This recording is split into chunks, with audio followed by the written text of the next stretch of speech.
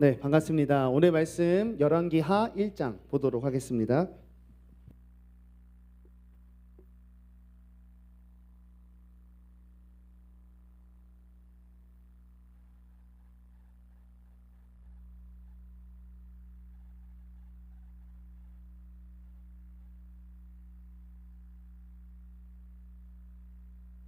열왕기하 1장 1절에서 10절까지 읽고 우리 1장의 내용을 전체적으로 한번 살펴보도록 할게요.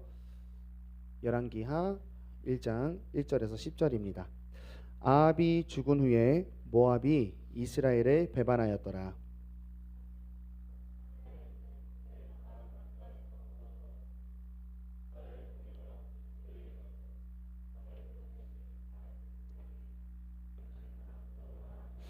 여호와의 사자가 디셉 사람 엘리야에게 이르되 너는 일어나 올라가서 사마리아 왕의 사자를 만나 그에게 이르기를 이스라엘에 하나님이 없어서 너희가 에그론의 신 바알세붑에게 물으러 가느냐.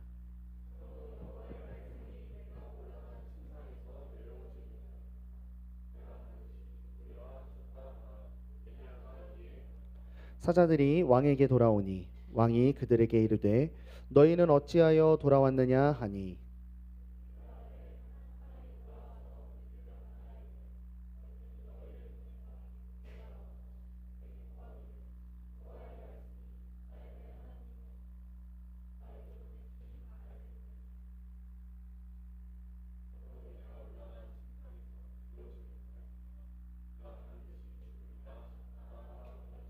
왕이 그들에게 이르되 올라와서 너희를 만나 이 말을 너희에게 한 그 사람은 어떤 사람이더냐.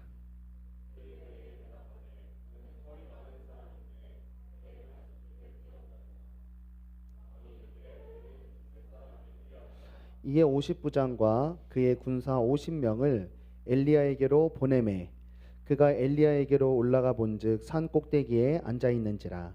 그가 엘리야에게 이르되 하나님의 사람이여 왕의 말씀이 내려오라 하셨나이다. 엘리야가 50부장에게 대답하여 이르되 내가 만일 하나님의 사람이면 불이 하늘에서 내려와 너와 너의 50명을 살을지로다 하매 불이 곧 하늘에서 내려와 그와 그의 군사 50명을 살랐더라. 아멘. 어디로 가? 제목으로 말씀 나눠보도록 하겠습니다. 저는 아이를 키우면서 참 언어가 있다는 게 얼마나 위대한 일인지 깨달아야 돼요. 이제 이 친구가 다다음 주에 돌이 되는데 여전히 그 생물체 같던 친구였어요. 대화가 안 통하고 의도가 전혀 전달되지 않는 친구였는데 요즘은 조금 상호작용이 됩니다. 이렇게 뭐 이런 것도 막 시키면 하고 슬프면 울고 제가 출근할 때 애석한 표정을 짓기도 하죠. 근데 얘가 아무리 상호작용이 돼도 언어가 안 되니까 말로 하면 못 알아들어요. 그래서 저는 얘한테 위험한 것에 대해서 행동으로 막 반복적으로 알려주죠. 막 뭐 이상한 거 먹고 막 아픈 척도 해보고 이거 만지면 안 된다고 막 아야 막 이런 것도 해보고 여러 가지 행동으로 사인을 주지만 그래도 알아듣는 건 100개 중에 1개도 안 됩니다. 우리가 이제 하나님과 신앙생활하는데 성경이 그래서 참 은혜인 것 같아요. 우리는 하나님 믿으면서 내 삶의 주변에 기적이 막 생기기를 바라지만 사실 기적은 애매한 거예요. 왜냐하면 하나님이 뭔가 기적을 줬을 때 이 기적이 정확히 어떤 의도와 목적으로 주어졌는지 해석이 사실 힘들어요. 그래서 영적인 사건들이나 이런 것들은 항상 오해가 많이 발생하고 그래서 신비주의에 속한 사람들이 이단들이 많죠. 그래서 어떤 종교 지도자의 어떤 권위를 강요하면서 성도들에게 이상한 금전을 갈취하곤 하는데요. 우리가 영화와 책도 그런 차이가 있는 것 같아요. 영화를 그냥 한 번만 봤을 때 이렇게 쭉 흘려 지나가서 보면 감독의 의도를 한 번에 파악하기가 굉장히 어렵습니다. 이 장면에 무엇을 담았는지가 어렵죠.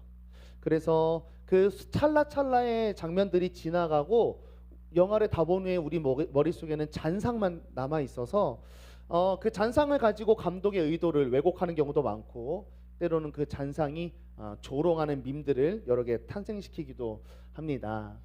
여러분 이처럼 우리의 신앙생활에 감사한 점은 하나님이 그분을 언어로 말씀으로 계시해 주신 것인데요. 하지만 안타깝게도 하나님께서 말씀으로 그분의 의도와 뜻을 알려줘도 실제로 내가 현재를 살아가는 신앙생활 속에서는 그 하나님의 뜻을 발견하기 어렵습니다. 말씀으로 하나님을 배울 수는 있는데요. 하나님을 아는 것을 떠나서 우리가 일상생활을 살아갈 때 하나님이 내 삶에 일하시잖아요. 근데 그 손길들은 참 발견하기가 어렵던 거죠. 말씀 때문에 하나님이 내가 이런 일을 했을 때, 예를 들어서 뭐 나쁜 사람과 성경에서 전투를 했는데 하나님을 의지해서 뭐 승리했다고 해보세요. 이런 이야기를 언어로 확실하게 알고 있어도 내가 내 삶에서 열받는 부장님이랑 싸운 다음에 이 고난 속에서 나는 하나님을 구해야 되는 거죠. 저 책을 의하면. 근데 그렇게 하기보다는 오히려 죄를 들어서 그냥 반응하게 되곤 합니다. 그러니까 우리의 일상생활에 하나님은 일하시는데 그 하나님을 이렇게 하기가 굉장히 힘들다는 거죠. 왜냐하면 이 두 부류의 경우인 것 같아요. 첫 번째는 완고하고 교만하기 때문입니다. 뭐냐면 언어로 주신 성경의 내용이 나를 향한 것이라고 생각을 못하고 받아들이질 못하죠. 그러니까 삶에 나갔을 때 해석할 내용이 없죠. 또 반대쪽으로는 쾌락과 유혹과 관련이 있습니다. 분명히 성경의 내용이 나에게 있지만 일상생활에서는 누군가 나에게 해를 가했을 때 뿜어져 나오는 나의 죄된 성적, 혹은 쾌락과 또 음란과 유혹적인 것에 시선을 빼앗겨서 하나님으로 내 삶을 해석을 잘 못하는 경우가 있죠. 이스라엘이 계속 그래왔고 예수님이 신약 때 오셔서 기적을 베풀었지만 사람들은 그것을 구약으로 해석하지 못했고, 사실 지금도 우리를 인생도 살아가다 보면 하나님은 분명히 나를 붙잡고 뭔가를 하는데 하나님이 뭘 하는지 도무지 모르겠죠. 오늘 말씀도 좀 그와 같은 모습이 많이 나타나는데요. 자, 우리 한번 일단은 중간 점검을 해봅시다. 여러분 진짜 너무 대단해요. 정말 대단합니다. 창세기부터 계시록까지 이렇게 1년 동안 걸어간다는 게 너무 어려운 일인데 많이 걸어왔어요. 우리 창세기 배웠고 족장시대까지 배웠고 출애굽도 했고 여호수아에서 정복시대도 했습니다. 사사기도 배워서 많은 사사들을 통한 통치도 확인했고 저번 주까지는 통일왕국을 확인했어요. 사울, 다윗, 솔로몬까지 확인을 하게 되었죠. 그리고 저번 주 보니까 솔로몬은 많은 궁녀들을 드리고 그 여인에게 마음이 빼앗겨서 하나님을 떠나게 됩니다. 그래서 하나님이 솔로몬에게 심판을 내리세요. 네 아빠 다윗이 잘해서 너한테는 벌은 안 내릴 건데 네 아들 때에 가서 나라가 갈라질 거야. 그 이야기가 이제 열왕기 하에 이제 흐르고 있는 내용인데 그 시대를 분열왕국 시대라고 해요. 그래서 분열왕국 시대에 대해서 큰 그림을 보고 오늘 말씀을 한번 가보도록 하겠습니다. 자, 솔로몬 이후에 나라가 북쪽과 남쪽으로 나뉘어집니다. 북쪽 이스라엘, 남쪽을 유다라고 부르는데요. 남쪽은 솔로몬의 아들인 르호보암이 리더십이 순리에 따라 되었고, 북쪽은 하나님이 솔로몬 다음에 나라 나눠진다 그랬잖아요. 그것을 시행하시려고 하나님이 에브라임 족속에 여로보암이라는 사람한테 가서 하나님이 직접 얘기해요. 지금 솔로몬 왕 중에 10개 떼서 너한테 줄게. 내 말에 순종하면 너도 잘 살 수 있을 거야. 나라가 나뉘어집니다. 르호보암, 여로보암 둘 다 나라가 나뉘어지었는데요. 어느 한편도 하나님 마음에 쏙 드는 사람은 없었어요. 그래서 북이스라엘도 남유다도 갈라진 채로 역사가 흘러가는데 계속 그 속에서 이슈가 많이 발생합니다. 그리고 성경 보면 이 둘은 사이가 나쁠까요? 나빠요. 우리나라랑 비슷하겠죠. 엄청나게 싸우면서 사는데 오늘 이야기는 이 북쪽 이스라엘에 있었던 한 왕의 이야기를 살펴보도록 할 거예요. 자, 여기까지가 이제 분열왕국이고 일단 큰 스토리 한번 갈게요. 이렇게 잘 살아가다가 이 두 쪽이 다 멸망하게 됩니다. 아수르에 의해서 722년 BC 북쪽 이스라엘이 먼저 멸망이 돼요. 근데 멸망당한 다음에 특징이 뭐냐면 저 북이스라엘을 아수르가 무찌른 다음에 아수르가 어떤 정책을 펼쳤냐면 민족을 혼합시켜 버렸어요. 그래서 북쪽 이스라엘에 있는 사람들도 밖으로 막 보내고 또 이 안으로 외국인들이 막 집어넣어서 민족이 말살됐어요. 그리고 이렇게 섞여버린 민족들이 신약시대에 사마리아 지역에 많이 살고 있어서 사람들이 사마리아 사람을 상종을 안 한 거죠. 그런데 그 다음에 BC 586에 바벨론이 이제 남유다를 멸망시키는데 여기는 민족 말살을 하지 않았고 이 친구들을 포로로 데려가요. 그리고 이 남유다에도 분량을 좀 남겨둬서 그냥 나라로 유지는 시켜주죠. 그래서 이 바벨론에 의해서 남유다가 멸망한 뒤에 우리 아까 살폈던 이제 포로 시대가 시작이 됩니다.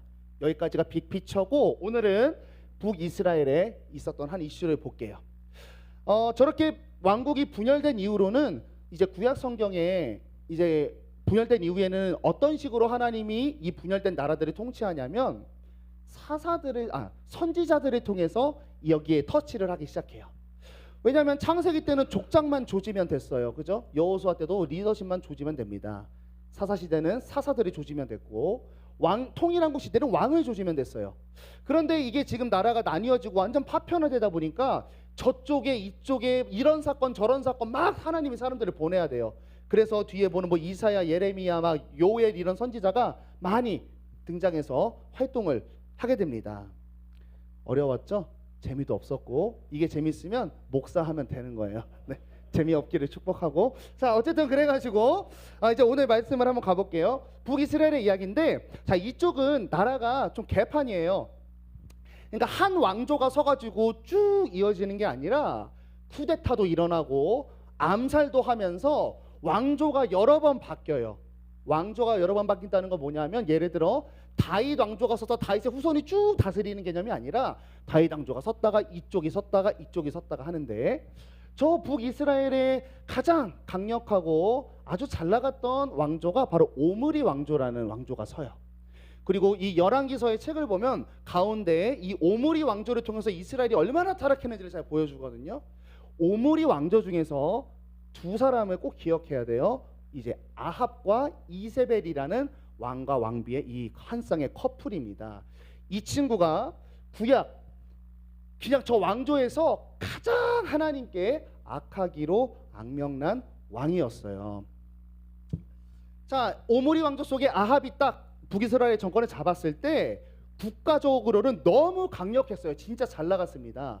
수도도 사마리아 지역으로 옮기고 굉장히 난공불락의 요소를 만들어서 아주 국력도 강력했고 국제적으로도 사람들이 다 인정했어요. 그래서 저 북이스라엘을 보고 아수르는 오므리의 나라다 이런 식으로 이야기할 정도로 명성도 굉장히 있었고 경제적으로도 호황을 유지하고 있었어요.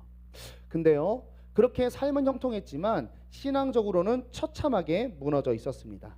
이 아합 왕은 역사의 전면에 등장하면서 성경이 뭐라고 딱 한 줄을 집어넣냐면 이게 왕이 거듭날수록 하나님을 떠나거든요. 근데 아합은 이렇게 써 있어요.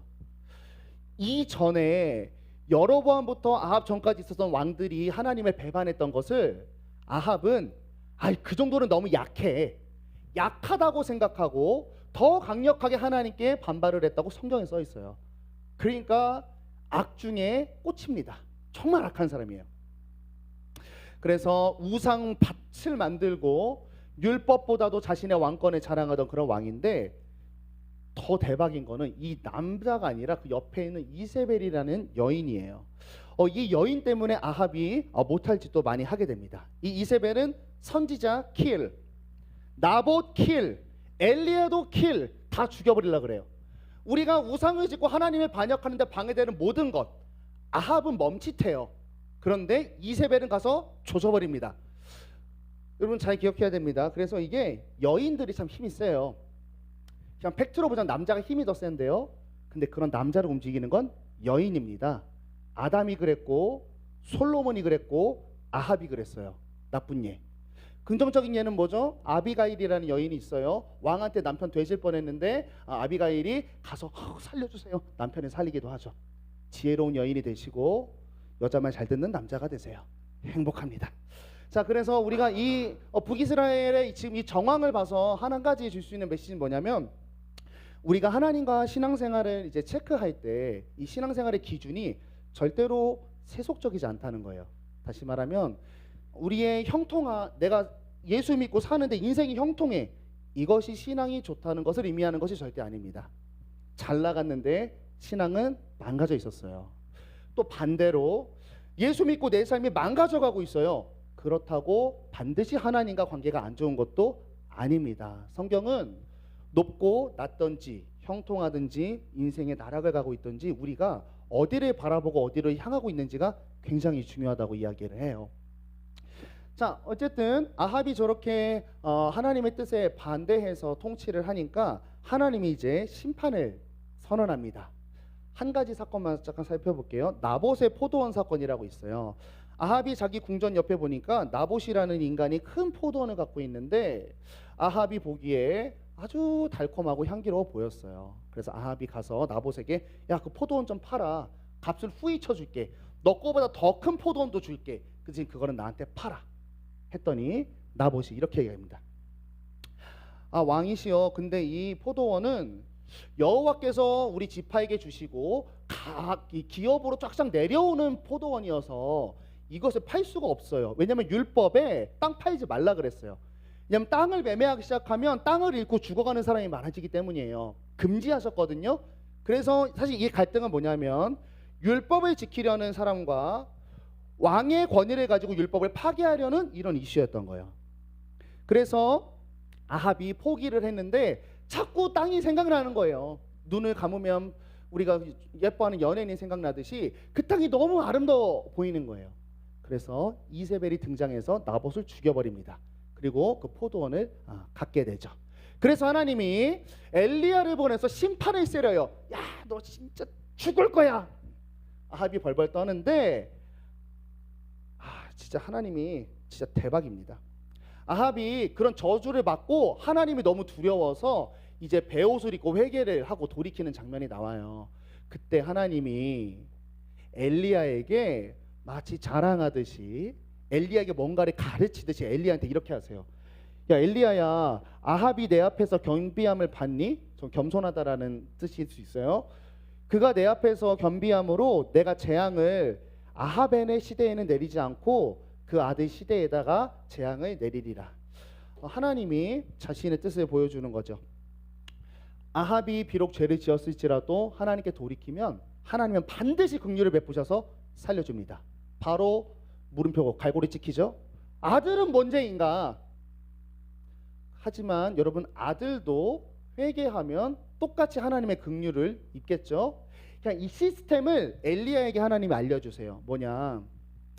하나님은 죄를 그냥 넘어가실 수가 없는 분이에요. 공의의 하나님을 보여주는 거예요. 네가 잘해도 자비를 베풀지만 그 죄는 사라지지 않아. 반드시 심판이 아들대로 넘어가요. 하나님은 공의다. 하지만 나는 공의와 함께 긍휼과 사랑을 가진 자다라고 하는 것을 이 한 폭의 절로 지금 그려내주고 있는 거죠. 자, 그래서 오늘 본문 들어갑니다. 그래서 오늘 이야기의 배경이 나오죠. 자, 아합이 죽은 후에 아하시야라는 왕이 오늘 이 메시지의 주인공이에요. 주인공인데 아하시야 때에 어떤 일이 일어났냐면 모압이라는 나라가 이스라엘을 배반했다 이렇게 나와 있어요.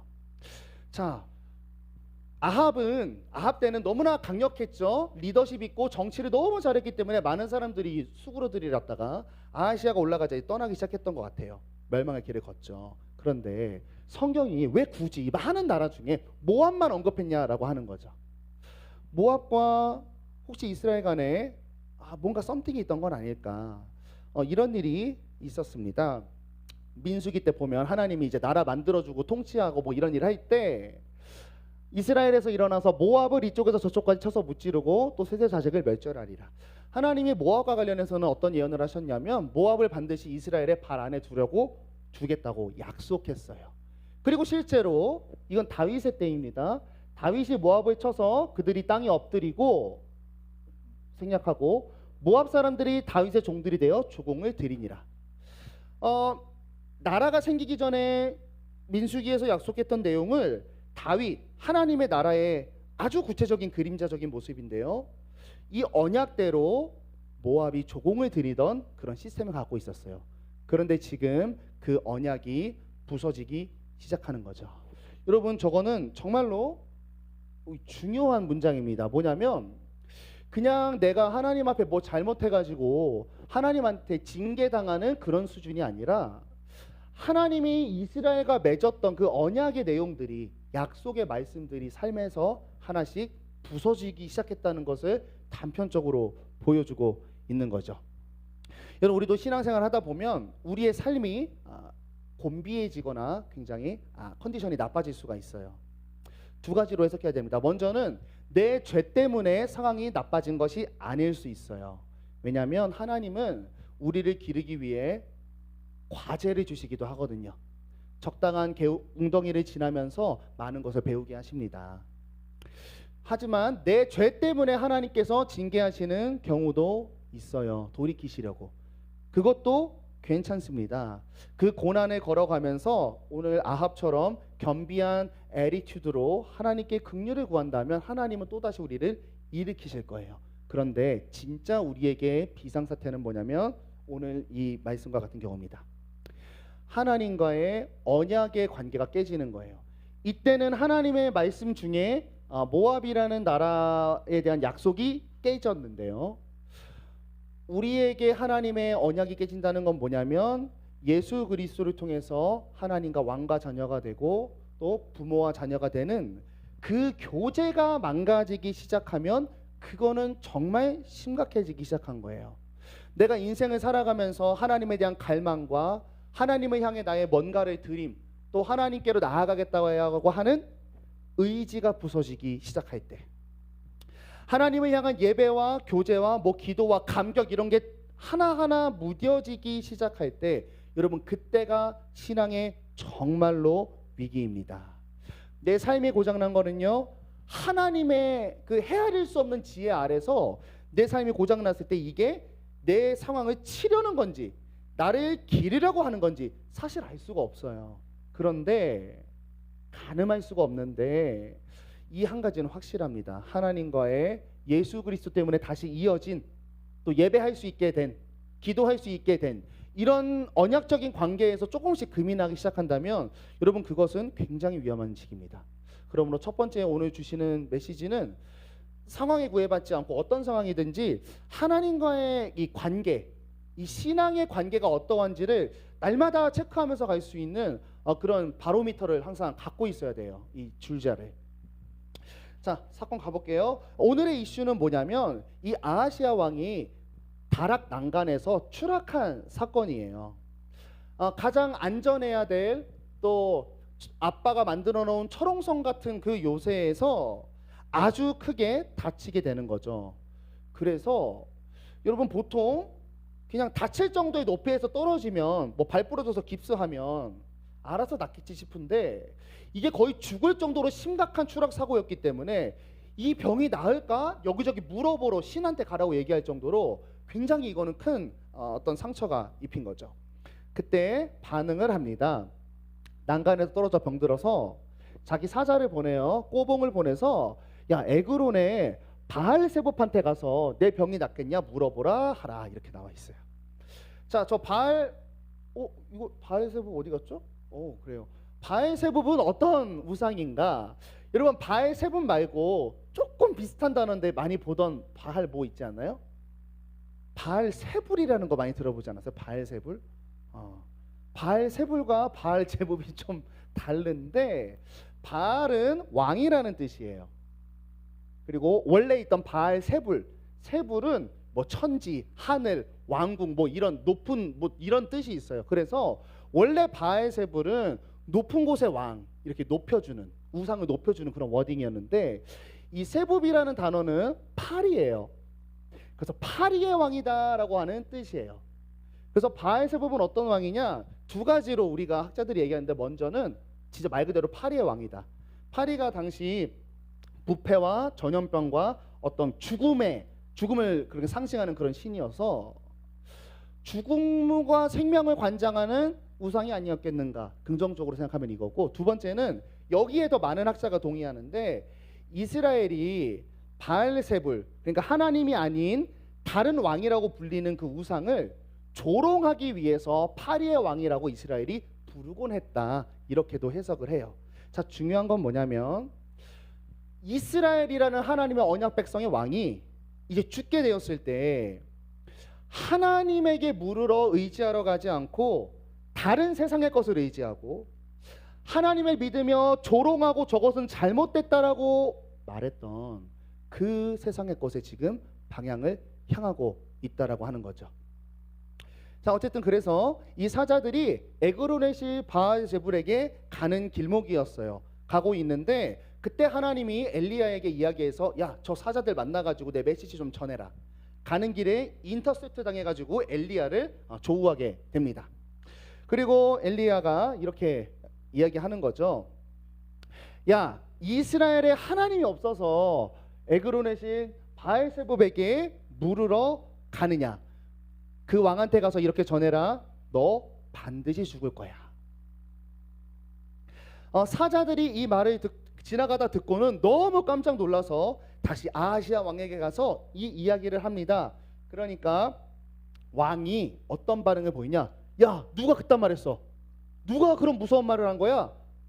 그들이 대답했습니다. 털이 많은 사람인데 허리에 가죽줄이 띄었다. 자, 털이 많다는 것은 사실은 털옷을 입었다라는 뜻이고 허리에 가죽줄이 띄었다. 저것은 단지 선지자들의 전형적인 복장이었어요. 그리고 저 털은 머리털이라는 단어가 원래 단어인데 이제 삼손이 좀 떠오르긴 하죠. 그래서 하나님을 내 위에 두고 하나님을 건드리지 않는 그런 상징적 의미도 있고 어쨌든 선지자라는 뜻이에요. 나중에 세례 요한도 저러고 다녀요. 자, 어쨌든 선지자였어요. 내가 누군지는 모르겠고 선지자였습니다 라고 왕에게 정했더니 잘 보세요. 왕이 얘를 알아봐요. 야, 그거 엘리야다. 왜 알아봤냐면 여러분 아시아의 왕인 아합과 이세벨 때에 아까 나봇의 포도원 이야기를 풀었지만 사실 그때의 가장 엄청나게 이 민족적인 이슈가 됐던 사건은 바알을 섬기는 사람들과 엘리야 한 명이 맞짱을 뜨는 일이 있었어요. 그때 엘리야가 승리를 하게 되고 하나님이 불을 내려서 제단의 도랑에 물을 싹 핥아먹은 다음에 이 450명 다 죽여버리죠. 이게 진짜 유명한 사건이고 전 국민이 다 알고 있었습니다. 딱 보자마자 깨달은 거예요. 엘리야구나. 그때 선지자. 그리고 두 번째는 왜 알 수밖에 없었냐? 아합과 이세벨이 그 꼴을 당했는데 지네 엄마 아빠죠? 모를 수가 없어요. 잊을 수 없는 기억입니다. 딱 보고 엘리야라는 걸 확인했어요. 한 번만 더 이야기하고 이제 메시지를 가볼게요. 근데 중요한 건 뭐냐? 왕의 반응이에요. 군사를 보내서 엘리야를 데려오라 이야기합니다.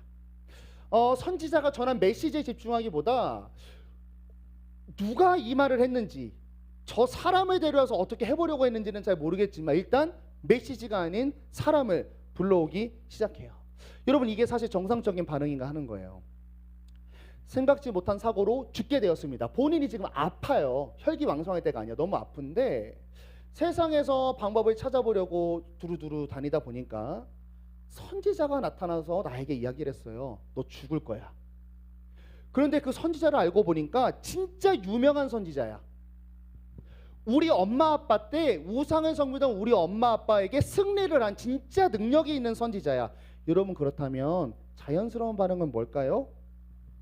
이 메시지가 진짜겠구나. 내가 하나님께로 구원을 구하러 가야 되죠. 왕이라면, 이스라엘이라면 말이죠. 그런데 아하시아는 그 방향으로는 안 가고 아까 바알세불한테 사람을 보내듯이 엘리야에게 사람을 보냅니다. 대장 한 명에 50명을 딸려서 3번 보내요. 이 3번 보내는데 이 3번의 이 상황에 굉장히 우리가 가져가야 될 한 가지 장면들이 있어요. 자, 먼저 보냅니다. 보내서 뭐라고 하냐면 하나님의 사람이요 우리 어명입니다. 당신 일로 좀 내려오세요 라고 했더니 이렇게 답합니다. 내가 만일 하나님의 사람이면 불이 하늘에서 내려와 너희 50명을 살릴지로 다음에 불이 곧 하늘에서 내려와 그와 그의 근세 50명을 살랐더라. 자, 내가 만일 하나님의 사람이면이라는 뜻은 뭐냐면 나를 보고 있는 그들의 인식 상태를 한번 확인하는 거예요. 너희가 지금 나라는 한 인간을 찾아온 게 아니라 하나님의 메신저를 만약에 데리고 가려고 온 거라면, 그러니까 너희가 지금 왕이 시켜서 하나님을 왕에게 이렇게 데리러 가려고 온 거라면 너희 심판당할 거야 이야기예요. 자, 한번 살라지고 이제 두 번째 나옵니다. 51명이겠죠. 죽고 막 전멸했다는 소식을 듣고 왕이 한 번 더 보내요. 다시 다른 50부장과 군사 50명을 보내고 이렇게 얘기합니다. 아까랑 비슷한데 어명입니다. 아까는 속히가 없었거든요. 속히 내려오라 하셨나이다. 왕의 하나님을 향한 인식 상태를 드러내고 있어요. 내가 왕의 권위로서 하나님을 오라 가라 할 수 있는 거죠. 속히 어명이에요. 아까 왜 그랬어요? 빨리 오라니까. 왕 지금 화났어요. 또 50명이 불에 사르죠. 마지막 장면입니다. 세 번째 가요. 셋째 50부장은 이 앞에 그렇게 됐다는 소식들을 막 듣고는 무릎을 꿇어 엎드려 간구하여 이르되 하나님의 사람이여 원하건대 나의 생명과 당신의 종은 이 50명의 생명을 당신은 귀하게 여겨주세요 이야기합니다. 엎드려 나아가서 생명을 간구하죠. 저희가 소식을 들었습니다. 하나님 앞에 생명이 죽어가는 것을. 또 하나님은 생명을 관장하신다는 분이라는 게 그 50명을 데려가시는 것 속에서 확인했습니다. 하나님 제 생명을 귀하게 여겨주세요. 이들은 살았고 이 51명과 엘리야가 이제 직접 아하시아 왕한테 가서 이게 오늘 마지막인데 직접 엘리야가 아하시아 면전에 대고 이야기합니다. 이스라엘에 너의 말을 물을 만한 하나님이 안 계시냐 하면서 결국 아하시아는 죽게 됩니다. 해석할게요. 도대체 이건 어떤 이야기인가?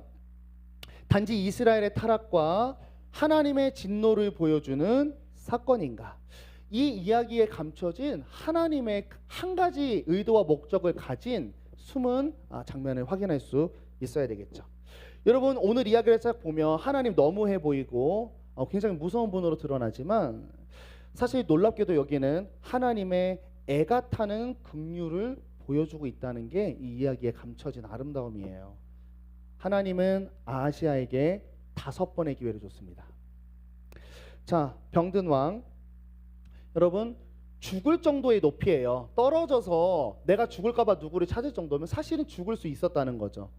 만약에 아하시아를 하나님의 심판으로 죽일 거였다면 그냥 저기가 가장 적합한 시기였습니다. 그런데 하나님이 생명이 위태한 태로 살려두시죠. 자, 그리고 이 왕이 사자들을 통해 받은 메시지의 그 내용을 한번 기억해 볼게요. 야, 이스라엘에 하나님이 없어서 바알세불한테 가냐? 이건 분명히 책망의 말이지만요. 여기에 감춰진 은혜가 보이지 않으세요? 지금 우상으로 가득 찬 이스라엘, 그러니까 하나님을 떠나서 다른 왕을 맞이하고 눈을 돌리고 있는 이스라엘인데 지금 하나님은 이스라엘의 하나님으로 여전히 존재하고 계시다는 거예요. 이스라엘에 하나님 없지 않아. 이스라엘 하나님이 없어서 절로 가니? 너희가 나를 돌이켰지만 나는 그곳에 계속 거하고 있다는 거예요. 세 번째는 엘리야를 통해서 이야기를 하십니다. 왕이 알아보죠. 엘리야라고. 혹시 아하시아가 하나님의 메시지가 아니라고 느낄 수 있기 때문에 선지자가 아니라 지나가던 어떤 사람들의 말을 오해해서 나에게 전달할 거라고 생각할 수도 있었기 때문에 아하시아가 무조건 선지자라고 인정할 수밖에 없게 자기 엄마 아빠와 연관된 또 전국적으로도 선지자라고 도장이 찍힌 엘리야라고 확실하게 하나님이 알려주시죠. 그래도 안 돌아옵니다. 네 번째입니다. 하나님은 3번 사자들의 보냄당함에 당하시면서 메시지를 계속 던지세요. 첫 번째, 불사질렀을 때 너 지금 생명의 위협 속에 있지? 하나님은 생명을 쥐고 펼 수 있는 분이야. 보여주세요. 두 번째, 왕의 권위로 하나님은 오라가라 하려고 합니다. 그들을 불러 사릅니다. 네가 오라가라 날 부를 자리가 아니다. 세 번째는 아예 정답을 알려주세요. 여러분 이 세 번째 51명의 이 군단들은 가면서 이런 생각했을 거예요. 야, 앞에 간 2개 다 죽었다더라. 소식 들어보니까 우리도 가면 죽을 거야. 우리는 지금 생명을 잃을 수밖에 없는 상황이야. 나는 위태한 상황이야. 가서 어떻게 해요? 하나님의 사람, 하나님의 메신저 앞에 지들이 가서 엎드려서 긍휼을 구하고 그래서 생명을 도움받죠. 아하시아가 해야 될 모델의 그림을 보여주세요. 그리고 저기에는 하나님께서 자신을 또 하나 계시했습니다. 나의 생명을 당신은 귀히 보소서. 귀히 봐서 안 죽였거든요. 하나님은 아하시아의 이스라엘의 생명을 심판하려고 하는 게 아니라 지금 귀히 보고 계시다라고 이야기하는 거죠. 마지막, 이렇게 해도 안 들으니까 엘리야를 그냥 면전에 갖고 데려갑니다. 데려가서 얘기해요. 이스라엘에 하나님이 없냐? 그러니까 죽어도 모르는 거예요. 삶으로 쳐도, 선지자를 통해서 전해도, 기회를 줘도, 눈으로 보여줘도, 성공 사례를 그냥 갖다 줘도, 대놓고 말해도 몰라요. 안 옵니다. 그리고 한다는 게 뭐죠? 이스라엘에 여전히 거하시는 하나님의 사랑의 시선에 한 번 하나님께 곁눈질도 주지 않고 세상으로 향합니다. 하나님이 주시는 메시지를 나를 향한 메시지다라고 듣기보다는 이 메시지를 판단하기 시작하죠. 또 세상의 방법, 바알세불에게 뭔가를 보내듯이 하나님도 오라가라 내 마음대로 한번 쥐락펴락 해보려고 하나님을 다루고 있습니다. 그리고 피조물이 가진 알량한 지혜, 힘, 권력으로 하나님을 시험하려고 하는 모습을 보여주고 있죠. 여러분 저번에 살펴봤는데요. 저 11개인데. 자, 열왕기서의 독자가 누구라고 했었나요? 네, 아까 저기 속에서 이제 바벨론한테 얻어맞고 포로로 잡혀간 자들에게 열왕기서가 써진 거예요. 이 메시지를 듣는 독자들은 이런 상황입니다. 무슨 하나님이 있다위냐? 여호와라고 이스라엘의 하나님이라고 해놓고 우리 지금 포로로 잡혀 있는 거 봐라. 내가 왜 이딴 고난에 당해야 되지? 하나님 살아계신가? 라고 말하고 있는 독자들에게 오늘 이 이야기를 전달합니다. 너네 지금 바벨론 끌려가서 무슨 생각하고 있냐? 나 버리고 다른 도움을 구하러 가려고 하느냐? 지금까지 너희가 지금 바벨론에 끌려오기 전까지 너희가 나와 함께 살아온 그 역사 속에 내가 아하시아에게 메시지를 던지듯이 수많이 뿌리고 던졌던 나의 메시지를 한번 생각해봐라. 끊임없이 참고 나에게 돌아오라 돌아오라 돌아오라 말했던 그때를 한번 생각해봐라. 하나님 왜 나를 바벨론에 집어넣었어요? 와서 나 빨리 구해줘서요가 아니라 너가 지금 나에게 나와서 엎드려 국류를 구해야 된다. 오늘 말씀이 이야기하고 있습니다. 바벨론에 끌려간 그들에게 하나님은 사실 이렇게 말하는 거예요. 난 공의로운 하나님이어서 너희를 심판할 수밖에 없어. 심판할 수밖에 없는 내 공의의 마음에 사랑과 긍휼을 일으키러 나에게 엎드려서 생명을 구하라고 하는 거예요. 조금 더 예쁘게 말하면 너네 포로로 끌려갔지만 얘들아 나 너희의 하나님으로 여전히 그 자리에 있어. 나 너희를 심판하고 싶지 않아. 난 너희의 생명을 정말 귀히 여기는 하나님이라. 나한테 돌아와서 긍휼을 구하라 요청하고 있어요. 포로로 끌려간 자들에게 회개를 요청하고 있습니다. 본인들의 과거 역사를 드러내주면서 하나님이 거기서 뭘 하셨는지 보여주면서 말이죠. 그럼 말씀을 정리하며 우리의 이야기로 가져와 봅시다. 우리의 모습은 아닌가 하는 거예요. 오늘의 한 폭의 이야기가 말이죠. 여러분 우리는 신앙 안에서 몇 살부터 예수님을 믿으셨는지 모르겠지만 신앙 안에서 어떤 인생의 역사들을 걸어왔는지 또 그래서 지금은 어느 상황에 처해 있는가.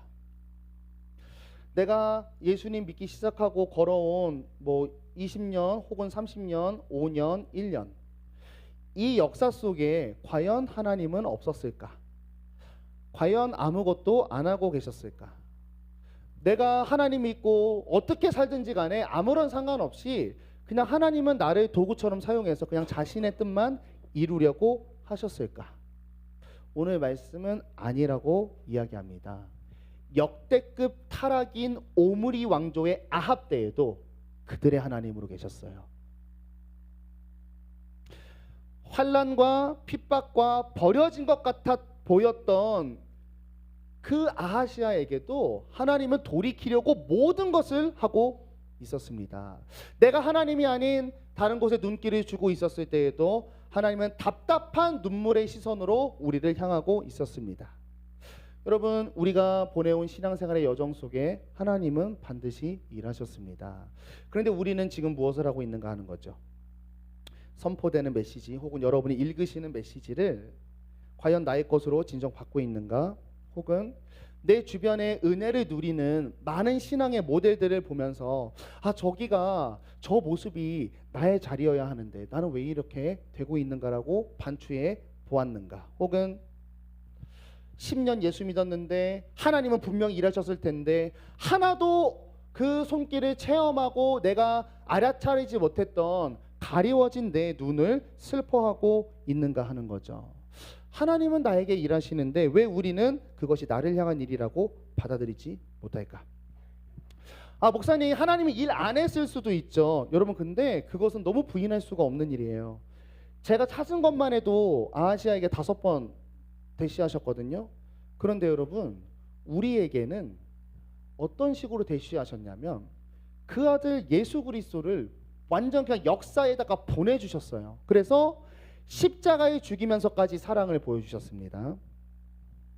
또 언약의 말씀 성경을 보존하셔서 내가 예수를 보내기까지 했던 그 사랑의 여정이 객관적인 사실이라고 남겨두셨어요. 하나님의 러브 스토리를. 그리고 믿음의 공동체인 이 교회 공동체를 통해서 하나님이 내 친구에게 역사하시는 것을 보고 내가 하나님이 살아있다는 것을 눈으로 볼 수 있게 계속 만들어 주셨습니다. 또한 새 언약을 통해 성령을 우리 마음에 집어넣어서요, 더 친밀하게 우리 마음에 하나님의 사인과 말씀으로 하시는 말씀에 계속 집어넣고 있죠. 하나님은 이런 모든 일련의 기회를 다 귓등으로 여기고 그 취급 당하시면서까지 우리를 계속해서 향하고 있다는 게 오늘 말씀에 주시는 하나님의 은혜입니다. 우리는 오늘 아하시아 그 이상의 사인을, 아주 확실한 사인을 받은 자죠. 여러분, 예수를 믿고도 그 하나님을 향해 한 걸음이라도 변화되지 않았다면, 그러니까 예수를 믿고 말씀을 듣고 분명히 이 선택에서 이것이 맞다고 생각하는데 그것으로 한 발자국도 걸어가지 않은 사람이라면 아하시아와 너무 다를 게 없습니다. 사인을 주셨는데 안 걸어가는 거예요. 여러분, 언제까지 외면을 위한 외면을 할 것인가? 언제까지 거절을 위한 거절을 하고 불신을 위한 불신을 할 것인가? 이번 1년도만 봐도 우리가 수련회를 걷고 여러 가지 목장 모임을 하면서 하나님은 우리에게 분명히 여러 번 터치하셨을 겁니다. 분명히. 그리고 나도 알고 있었을 수도 있죠. 그러나 아하시아처럼 반응하지 않은 모습은 없었는가? 오늘 말씀으로 우리를 돌아볼 수 있기를 바랍니다. 여러분, 정말입니다. 성도가 된 이유는, 물론 우리가 성도 되기 이전에도 그랬지만 성도가 되면요, 하나님이 지금은 더 확실하게 하나도 빈틈없이 나를 향한 하나님의 일하심이 공존하는 게 성도의 삶입니다. 왜 하나님은 일하시는데 무엇이 나로 하여금 하나님의 일하심을 가리는 죄의 블라인드 안경이 씌워져 있는가? 나의 세상의 어떤 성공을 위한 탐심, 음란함 또는 교만함, 나의 자기중심성이 하나님이 나에게 일하시는 것을 가리고 나는 내 일만을 보도록 만들진 않았는가? 내가 하나님의 일하심을 보려면 나는 어떤 가림막을 나의 삶 속에서 제해야 할까? 묵상하는 한 주가 될 수 있기를 바랍니다. 그리고 하나님한테 구해야 돼요. 오늘 아하시아가 털리는 메시지였기 때문에 우리도 그런 찔리는 메시지를 받지만 사실 우리 모두 다 세상에서 살아가다 보면 하나님의 일하심을 보기가 굉장히 어렵습니다. 내 죄도 있지만 세상도 죄로 굴러가기 때문에 하나님이 생각날 틈이 없어요. 그래서 우리는 정말 구해야 됩니다. 제 눈을 열어주셔서 지금 분명히 나에게 일하고 계시는 하나님의 손을 볼 수 있도록 긍휼을 베풀어 달라고. 또 이것도 구해야 됩니다. 하나님께서 메시지를 주실 때 겸손하되 그것이 내 것으로인 것으로 받을 수 있는 겸손한 마음을 주셔서 행동할 수 있도록 하는 은혜 말이지요.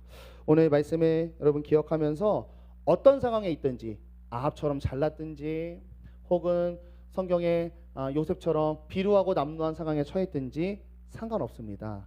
우리가 성도인 이상 하나님은 그분의 사랑의 눈으로 또 구원의 손으로 우리를 보고 계시고 일하고 계시다는 것을 꼭 기억하시면서 가르치고 일하시는 하나님을 볼 수 있도록 우리가 하나님께 간구하고, 또 예수님께서 우리를 백성 삼으시고 올라가신 다음에 성령을 보내주셔서 분명히 하나님의 메시지를 반드시 우리에게 알려주시거든요.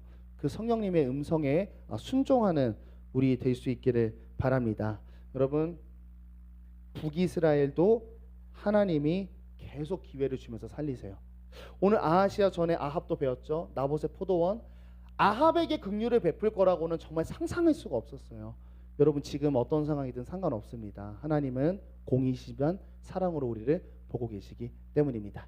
그런 하나님을 체험하고 그분의 손길을 확인하는 영광스러운 성도가 될 수 있기를 축복합니다. 우리 찬양하겠습니다.